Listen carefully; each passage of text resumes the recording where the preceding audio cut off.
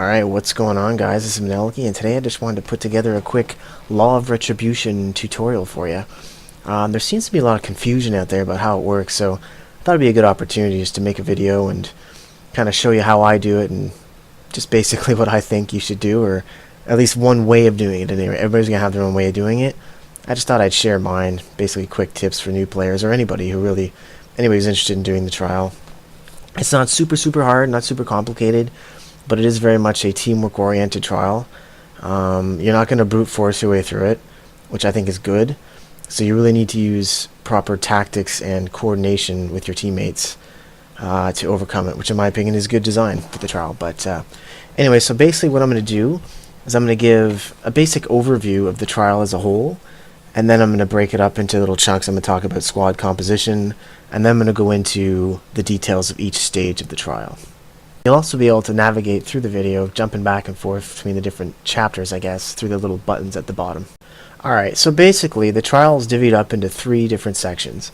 The first section is a toxin injector stage, where you're going to be running around planting bombs by the toxin injectors, trying to blow them up. The second section actually has 2 stages to it. So the first stage of the second section is you're going to run into a room and it's going to have a whole bunch of platforms, and there's going to be this puzzle you got to solve, kind of, with symbols and whatnot. The next section you move on to, it's going to be a hijack mission where you're trying to hijack a Fomorian power core, I believe. So you're going to do that. And then the final stage is the boss fight with Hijack himself. And it just basically involves more tritium batteries running around, dropping bombs in holes and stuff, and just going from there. Alright, let's talk about squad composition first of all. So everybody's going to have their own way of doing it, of course. There's like probably hundreds or even thousands of different ways to do this. Everybody's got their own style, their own technique. This is basically just the one I've been using, that I've been having a lot of success with. So basically the way I like to run it, I like to have a Loki, obviously because he's got invisible and he's got a lot of energy. So you're going to have a Loki for hacking the terminals in the second stage, as well as he can carry the bombs in both stages that involve bomb carrying. He's pretty good for that. I like to have an EV Trin, just to keep everybody's energy up, obviously, and obviously shields are nice too. So you can't have too many Trinities, that's for sure. I also like to have a Blessed Trinity because in the first stage, Vahek's going to basically gas you. And the whole time you're playing in that first stage, you're going to be choking on gas. So if you have a Blessed Trinity, you're going to be basically immune to that, which is really handy. The next frame you want is some kind of crowd control frame.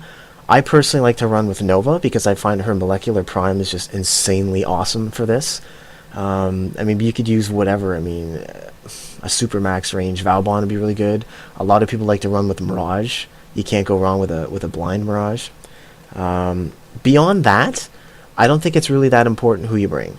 As long as you've got your CC frame, you've got your 2 Trinities, and you've got your Loki, you're laughing. Anything beyond that's just gravy, so it doesn't really matter after that.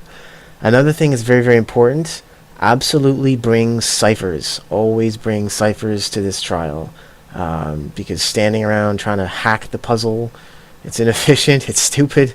Just use ciphers, so much easier.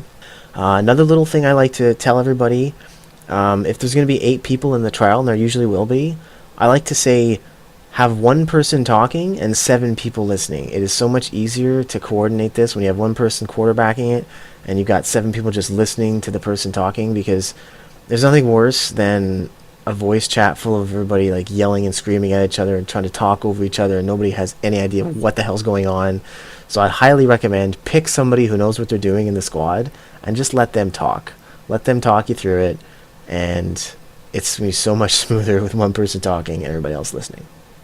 Alright, so the first stage of this trial is going to be the toxin injector stage.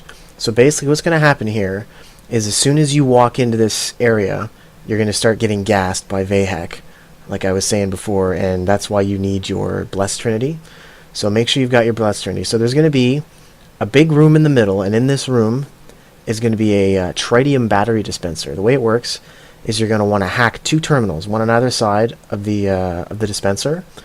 And once you've done that, it's going to dispense a tritium battery. The way it works is you need to charge the battery with energy. So it'll drain your energy as you hold it, So what you want is a frame with lots and lots of energy to be able to charge that up. Something like Loki or Nova or somebody with a lot of energy is perfect for this.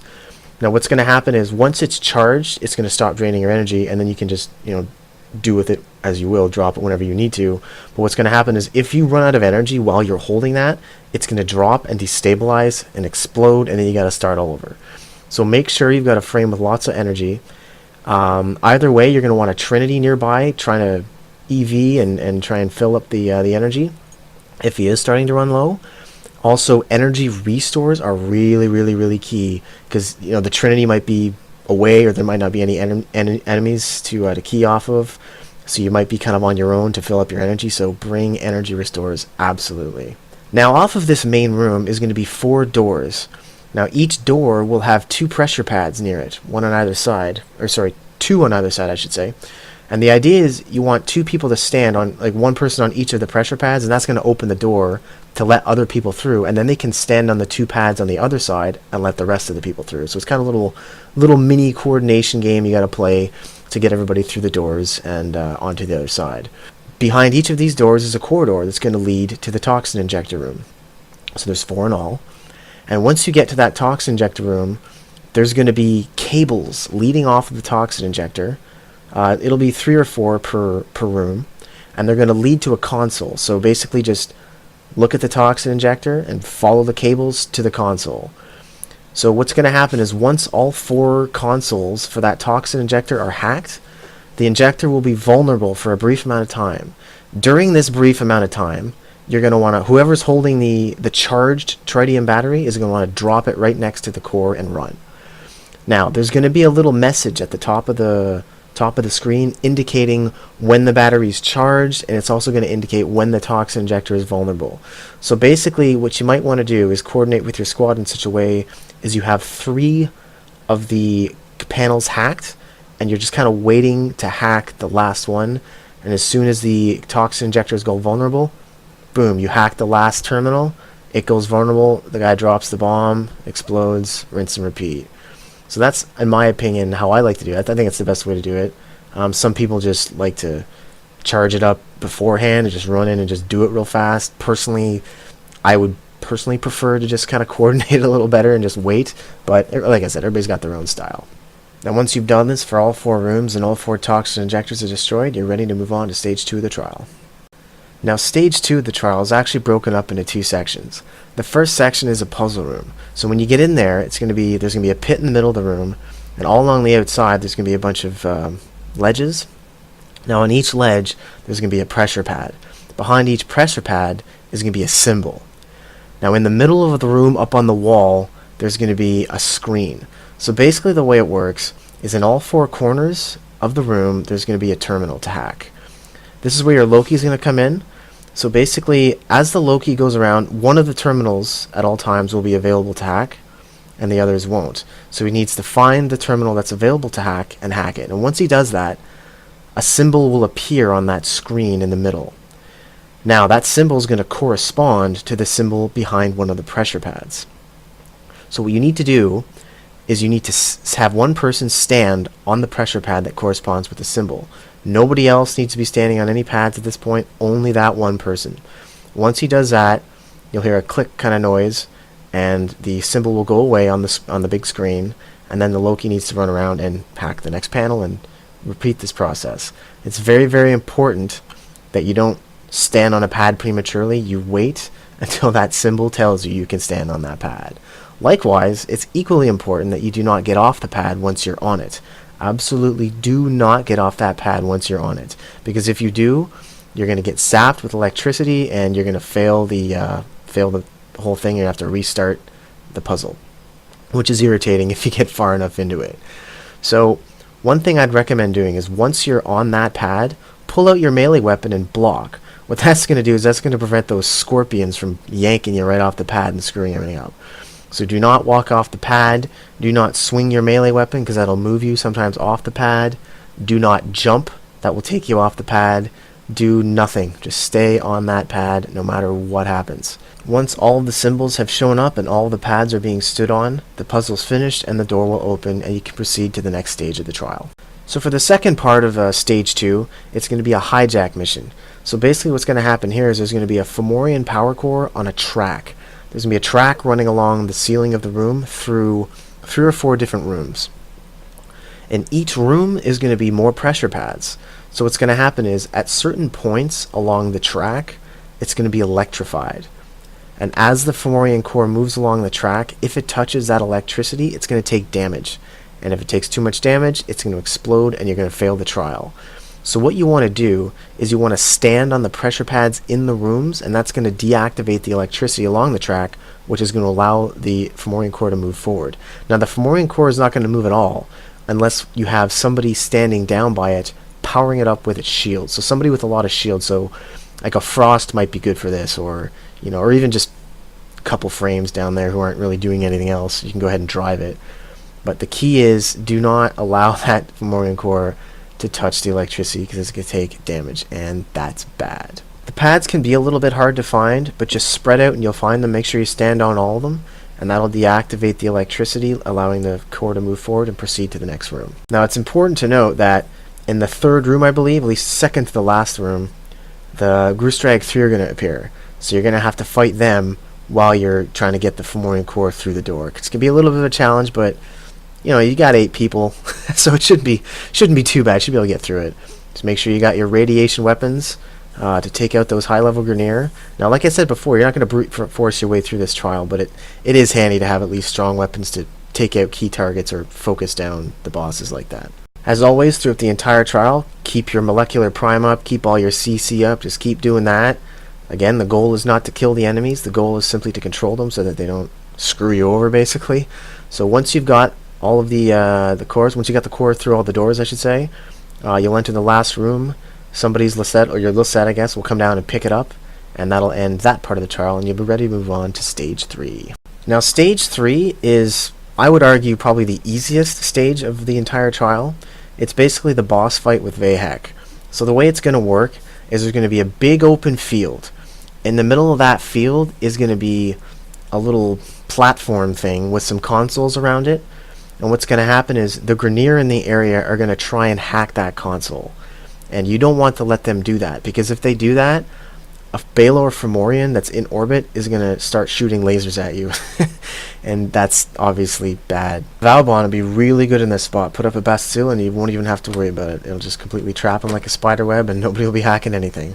So that's one good way to do it. Or again, Nova with molecular prime. So like in the first stage, there's going to be tritium batteries to use as bombs, but this time they're going to be dispensed by dead Grineer. So you'll see them. They'll be carrying them.